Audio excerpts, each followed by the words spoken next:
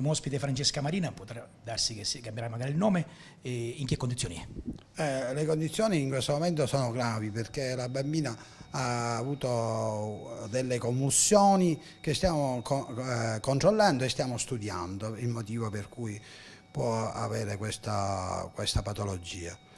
Il fatto che il parto sia avvenuto in quelle circostanze ha inciso? Può avere contribuito alla determinarsi della patologia, sicuramente.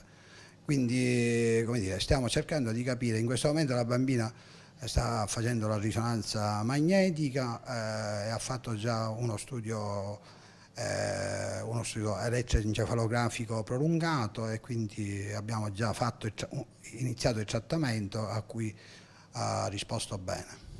Quindi si può essere fiduciosi? Si può essere fiduciosi quando, si può essere fiduciosi in base alla patologia che viene, accertata, evidentemente, perché ogni quadro ha poi la sua prognosi.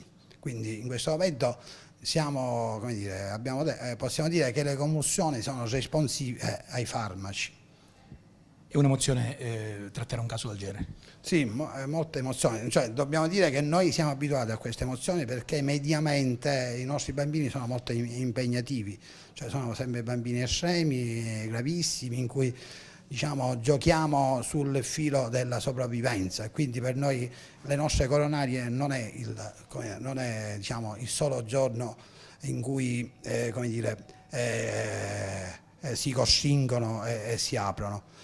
Però voglio dire, sì, questo è un segnale importante del contributo che noi possiamo dare all'aiuto di queste persone che fuggono da guerre, da fame, da sistemi politici, inaccettabili, invivibili, per cui poi sono disponibili a rischiare la vita, come tutti noi sappiamo dalle cronache. Il caso di Francesca Marina, quale emozione provoca?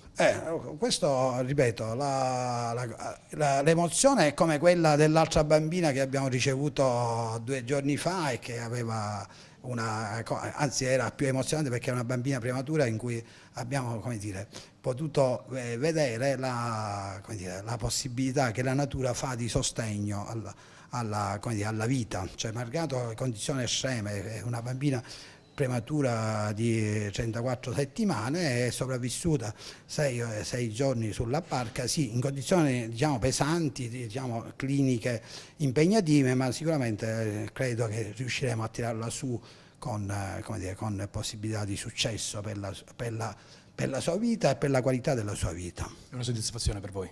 Grande soddisfazione, partecipare a questo processo in cui è impegnata tutta l'Italia, ma in cui non vuole impegnarsi l'Europa.